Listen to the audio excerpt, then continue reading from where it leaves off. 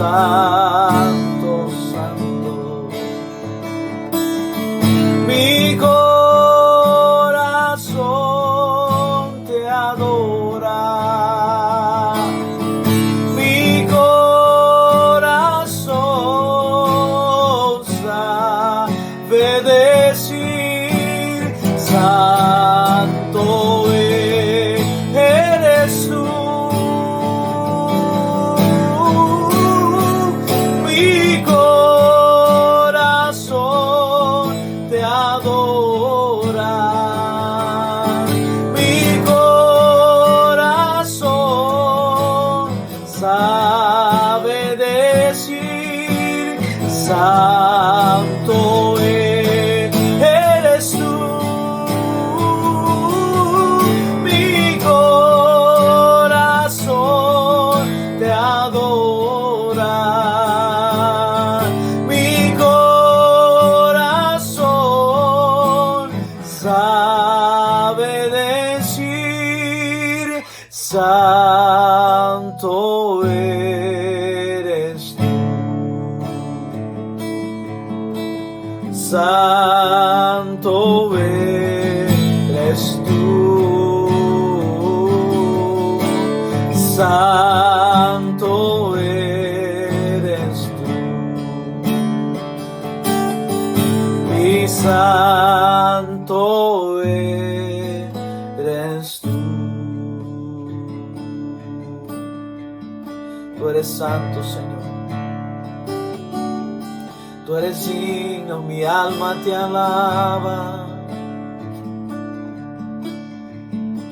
Mi alma te alaba, Señor. Mi corazón te canta. Mi corazón sabe decir que solo tú eres santo,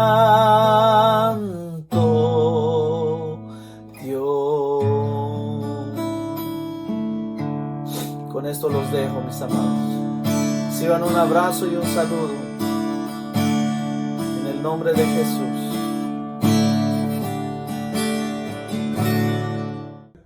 Es siempre una bendición poder compartir la palabra del Señor. Y en esta tarde ya estamos cerrando este mes de mayo y tengo algunas noticias que compartir con ustedes. Sé que ha habido muchas inquietudes, ha habido muchos comentarios acerca de las iglesias que han empezado a abrir a partir de este domingo, el domingo pasado. Algunas han empezado ya a abrir. Hemos conversado con la iglesia americana, con los pastores, y ellos nos han dado algunas direcciones. Vemos que todavía no están las condiciones dadas para poder abrir la iglesia, todavía hay muchas restricciones en cuanto a lo que es la parte sanitaria.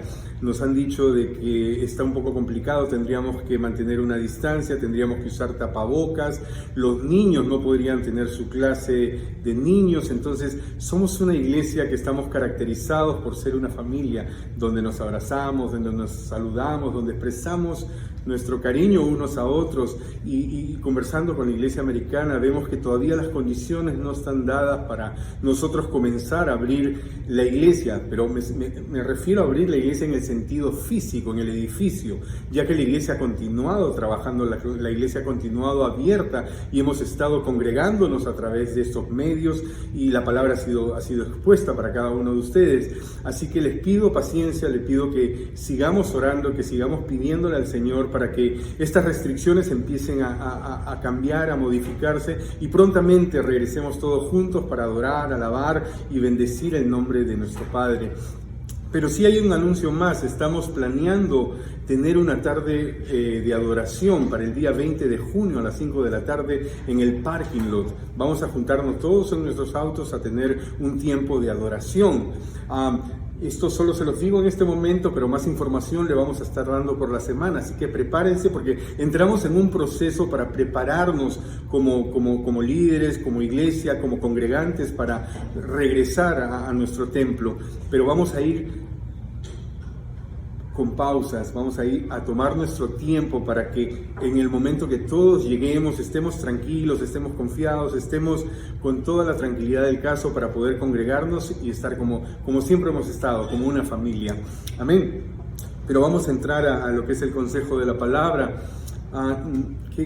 Estamos ya entrando al capítulo número 7 de Juan. Qué rápido ha pasado, estamos entrando al primer tercio o cerrando el primer tercio del Evangelio de Juan. Recordemos que son 21 capítulos y ya estamos empezando el número 7. Es maravilloso cómo el Señor nos ha cuidado durante este tiempo, cómo el Señor ha estado con nosotros hasta el día de hoy y su palabra nos ha alimentado. Hemos estado hablando en los 2 últimos domingos acerca de lo que es Jesús, que es el pan de vida. Qué importante es saber que Jesús es el pan de nuestras vidas, el pan que nos alimenta, es el pan que no perece, es el pan que nos lleva a vida eterna. Y es necesario nosotros tener una comunión con Él, estar ligados a Él a través de su palabra para poder fortalecer nuestras vidas. Y eso es donde venimos en esta tarde para compartir el Evangelio, para que seamos alimentados con esa palabra que nos llena de fuerzas, de esperanza, que nos da fortaleza, que nos da convicciones bíblicas para que nuestra fe sea incrementada. Quiero comenzar, hoy día vamos a empezar, como le digo, el capítulo 7, vamos a ir del versículo 1 hasta el número 8. Así que si están en sus casas pueden abrir sus Biblias y acompañarme a leer la palabra del Señor en Juan capítulo 7, versículo 1, del 1 al 8. La palabra del Señor dice así: Después de estas cosas andaba Jesús en Galilea, pues no quería andar en Judea, porque los judíos procuraban matarle. Estaba cerca la fiesta de los judíos, la de los tabernáculos, y le dijeron a sus hermanos: Sal de aquí y vete a Judea, para que también tus discípulos vean las obras que haces. Porque ninguno que procura darse a conocer hace algo en secreto. Si estas cosas haces, manifiéstate al mundo. Porque ni aun sus hermanos creían en él. Entonces Jesús le dijo: Mi tiempo aún no ha llegado, mas vuestro tiempo siempre está presto. No puede el mundo aborreceros a vosotros, mas a mí aborrece, porque yo testifico de él que sus obras son malas. Subid vosotros a la fiesta, yo no subo todavía a esa fiesta, porque mi tiempo aún no se ha cumplido. Y habiéndoles dicho esto, se quedó en Galilea. Señor, te damos gracias, Padre, por este domingo. Señor, gracias, Padre, porque estamos cerrando un mes más, Señor. Gracias porque tu cuidado, tu protección, tu provisión ha estado con cada uno de nosotros, Señor. Gracias porque hasta el día de hoy tus misericordias han sido nuevas cada mañana, Señor, y tu compañía ha estado en nuestros hogares, en nuestras vidas, Señor Jesús. Padre, te pedimos en esta hora, Señor, que tu palabra pueda alimentarnos, Señor. Esta palabra que nos fortalece, esta palabra que es necesaria, Señor, para nuestras vidas, Señor. Te pido que prepares nuestros corazones, Señor, que quite, Señor, cualquier distracción, Señor, y podamos entregarte un tiempo exclusivamente a ti, Señor Jesús. Padre, bendice este tiempo, bendice tu palabra, Señor, y bendice a todo aquel que está, Señor, en este momento recibiéndola, Señor. Que tu Espíritu Santo sea con cada uno de nosotros, Señor, y hables hoy día, Señor, y hagas tu voluntad perfecta en nuestras vidas, Señor. En el nombre de Cristo Jesús oramos. Amén y amén. Vemos entonces que, de acuerdo a lo que las Escrituras nos narran, Jesús estaba en Galilea, pero él evitaba ir a Judea. ¿Por qué evitaba ir a Judea? Judea era una ciudad hostil para Jesús. Recordemos que el gobierno político de Judea estaba dirigida por los romanos. En aquel entonces el gobernador era Poncio Pilatos. Y Jesús era un enemigo, él era un target, era un objetivo para ellos, tanto para los romanos como para los líderes de la iglesia de ese entonces.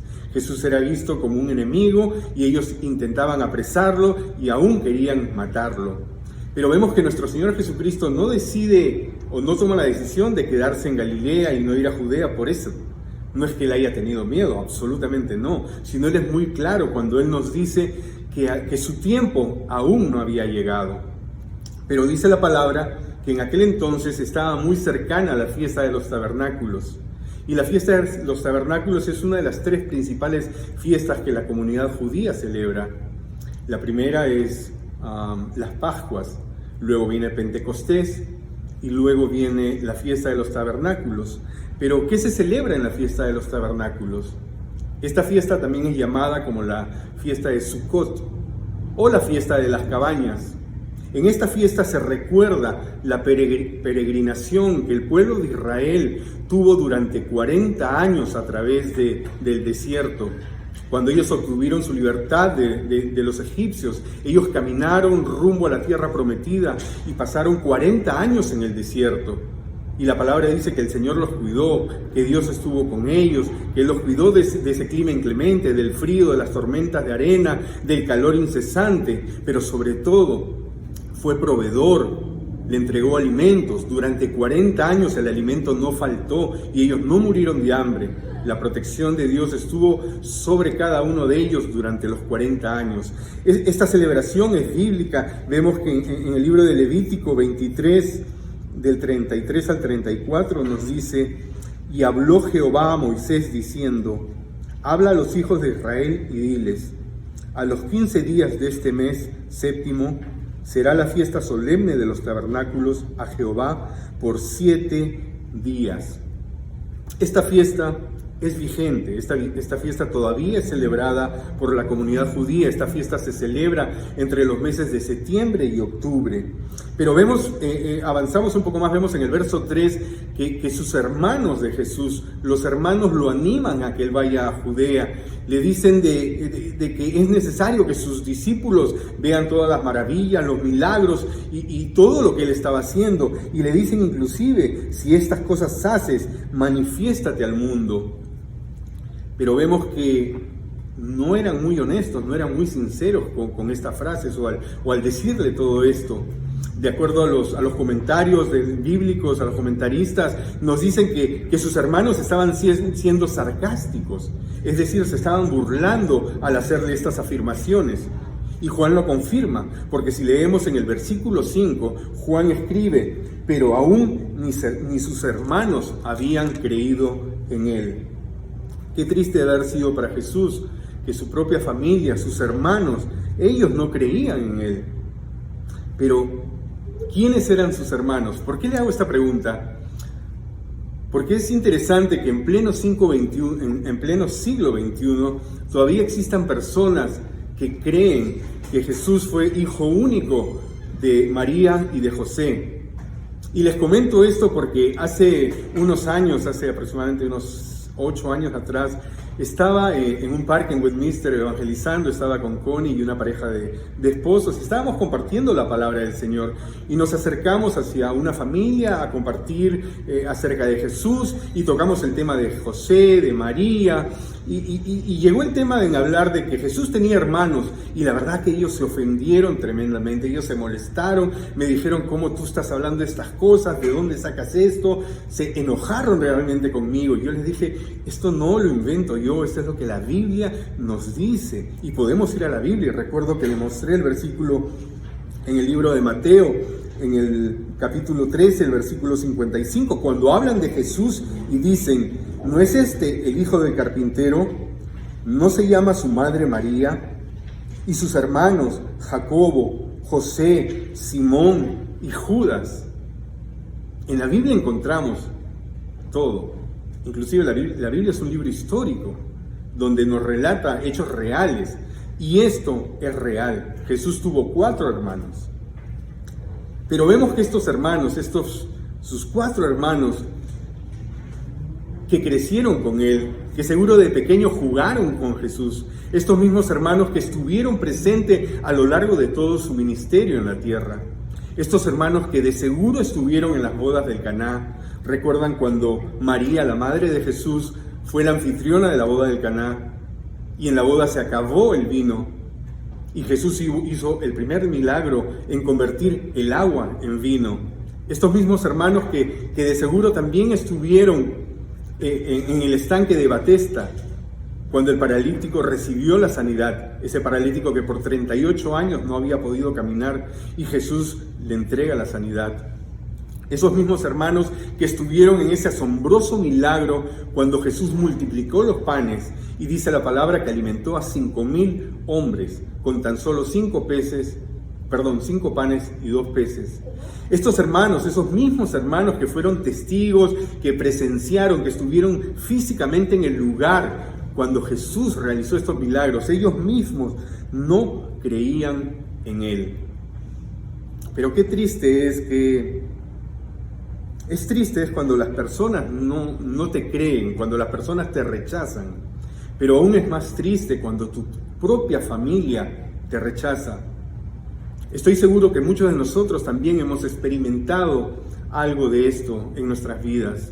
Hemos experimentado el rechazo de nuestras familias y tengo que decirles que yo he sentido ese rechazo también. He sentido ese rechazo porque hoy día soy una nueva persona, porque hoy día ya no hago las mismas acciones o no me comporto de la manera que me comportaba antes. Quizás mi familia o algunos amigos cercanos ya no me ven como me veían antes. Antes me veían como una persona divertida, una persona que los hacía reír todo el tiempo. Entonces, hoy día quizás para ellos ya no soy tan atractivo porque ya no me comporto o hago las mismas cosas que hacía antes. Pero quiero decirles que todavía sigo siendo una persona divertida y todavía los puedo hacer reír. Y si no me creen, pues pueden preguntarle a Connie o a mis hijos. Pero bueno, sí, vemos que sí. Cuando seguimos a Cristo Jesús, sí vamos a experimentar estos sentimientos de rechazo, vamos a experimentar estos sentimientos que muchas veces nos hacen sentir mal. Porque muchas veces las personas ven en nosotros cambios, inclusive pueden ver en nosotros las manifestaciones o los frutos del Espíritu Santo, pero aún viendo que nosotros hemos cambiado nuestra vida, no creen en nosotros. Pero he entendido que no se trata de nosotros. Se trata de que muchas veces ellos ponen un obstáculo, una barrera, un escudo para no creer en la obra que Cristo Jesús ha hecho en tu vida y en mi vida. Porque no han entendido que la palabra dice: quien está en Cristo Jesús, nueva criatura es. Las cosas viejas pasaron, he aquí, todas son hechas nuevas. Pero sí, a pesar de los cambios, a pesar de que eres una nueva persona, todavía muchas veces hablan de uno o pueden murmurar de uno, de decir cosas quizás desagradables a uno. Yo quizás he escuchado alguna frase cuando dicen: yo he conocido a Toño por tanto tiempo, ha sido una persona terrible, una persona que hacía muchas cosas y ahora ha cambiado y se comporta, dicen algunos, hasta como un santito. He escuchado eso. Quizás ustedes han escuchado algo similar. Seguro que sí. Pero déjame decirte que nada de esto debe hacernos sentir mal. Nada de esto debe incomodarnos, nada de esto debe de molestarnos, ya que vemos que nuestro mismo Señor Jesucristo, siendo Él Dios, siendo el Dios Todopoderoso, Él experimentó este rechazo. Él experimentó que las personas no creyeran, su propia familia, sus hermanos no creyeran en Él. Pero ¿a qué se debe todo esto? ¿A qué se debe que este rechazo y el no creer? Y es ahí donde quiero dejarlos o darle este pensamiento para que puedan meditar y meditemos nosotros ahí donde estamos. Todo este rechazo se debe a que la incredulidad ha entrado en el corazón del mundo. La incredulidad está gobernando el pensamiento de muchas personas. Pero ¿qué es la incredulidad? La incredulidad es la resistencia a creer en algo. Es el rechazo u oposición de una persona a creer en algo. Si lo hablamos en términos cristianos, en términos religiosos, diríamos que es una falta de fe. Pero vemos entonces cómo la incredulidad de los hermanos habían entrado en sus corazones. Quizás ellos veían a Jesús como una buena persona. Quizás ellos veían a Jesús como un buen líder. Quizás ellos veían a Jesús hasta como un profeta. Pero no habían entendido que Jesús era 100% hombre y 100% Dios. No habían comprendido de que Él era el Dios encarnado. Vemos que la incredulidad ha entrado fuertemente en el mundo.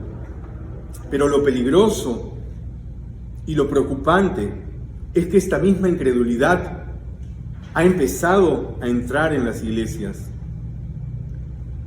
Vemos que hoy en día pueden haber personas que se congregan, que están físicamente en la iglesia, puede cumplir con todos los requisitos y las participaciones de una iglesia, pero sin embargo su corazón está separado de la doctrina, de lo que es el fundamento de la fe. ¿Y cuál es el de tener a nuestro Señor Jesucristo como el número uno en nuestra vida, como el Señor y Salvador de nuestras vidas?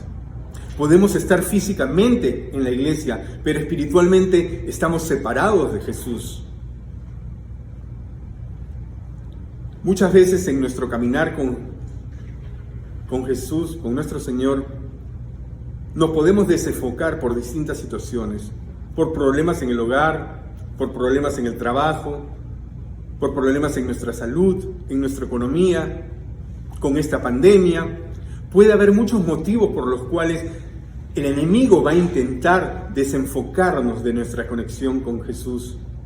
Quizás también permitimos que la religiosidad entre en nuestras vidas.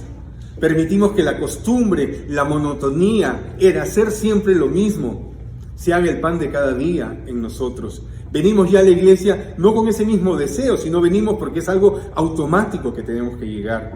Pero ya no tenemos esa conexión que debe de haber, una conexión espiritual, donde el Señor Jesús es nuestro guía, es quien gobierna todos nuestros pensamientos. Eso sucede porque la incredulidad comienza a entrar en nuestras vidas. Una manifestación grande de que creemos en Jesús es la obediencia. La obediencia a Jesús, la obediencia a su palabra, es una manifestación, es una muestra, es una prueba que realmente seguimos a Jesús. Juan 14:23 nos dice: el que me ama obedecerá mi palabra, y mi Padre lo amará, y haremos morada con él. Creer en Jesús es poner nuestra total confianza en Él. Creer en Jesús es rendir nuestra vida ante Él. Creer en Jesús es depender de Él. Creer en Jesús es obedecer su voluntad. No podemos decir que creemos en Jesús, no podemos decir que seguimos a Jesús, no podemos decir que somos cristianos si no hacemos la voluntad del Padre. ¿Cómo podemos decir que seguimos a Jesús si no obedecemos su palabra? ¿Cómo podemos decir que seguimos a Jesús si no conocemos su palabra, si no mantenemos una relación íntima con Cristo Jesús? ¿Cómo decimos que creemos en Él si no mantenemos tiempos de oración en los cuales Él ministra y dirige nuestras vidas? Si no hacemos un tiempo especial para leer y meditar en la palabra. Si no hacemos un tiempo especial para adorar, para bendecir, para exaltar su nombre. ¿Cómo podemos decir que creemos en Jesús si queremos regir nuestras vidas o guiar nuestras vidas de acuerdo a nuestra voluntad, de acuerdo a nuestro propio parecer, de acuerdo a nuestras ideas? No podemos seguir a Jesús como nosotros creemos. No, debemos de seguir a Jesús de acuerdo a lo que la palabra nos dice. La palabra tiene que ser la guía de nuestras vidas. La palabra es nuestro corazón, es lo que nos mueve, la que nos alimenta, la que nos hace respirar, la que hace que nos movamos en una manera correcta, porque es la palabra que entra en nuestro corazón y nos da ese alimento, esa fortaleza para caminar. Es interesante que no podemos decir que creo en Jesús sin manifestarlo en nuestra vida. En Lucas 4:41 dice que hasta los demonios creen en Jesús. Pero si vemos en Hebreos 11:6 nos dice: pero sin fe es imposible agradar a Dios, porque es necesario que el que se acerca a Dios crea que le hay, y es galardonador de los que le buscan. Iglesia, no permitas que la incredulidad invada tu vida. No permitas que la incredulidad entre en tu corazón. Fortalécete. Fortalece tu vida.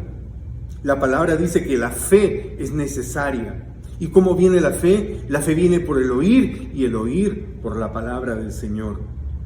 Iglesia, no permitas que la incredulidad te separe del Señor. No permitas que el enemigo use la incredulidad para separarte de la iglesia, para separarte de los caminos que el Señor ya trazó para tu vida. Esos planes se van a cumplir, pero no permitas que hayan obstáculos en tu vida. Iglesia, el hecho de que no nos estamos congregando físicamente en el edificio, en el templo, no es una excusa para que tú no te congregues. La iglesia no ha parado, la iglesia no se ha cerrado, la iglesia sigue trabajando, la iglesia sigue llevando la palabra a los hogares. Seguimos esforzándonos para llevar cada domingo la palabra a tu casa. Llevamos cada lunes un tiempo de devocional a tu hogar. Los días miércoles tenemos un tiempo de oración. Y los días jueves tenemos nuestro estudio bíblico.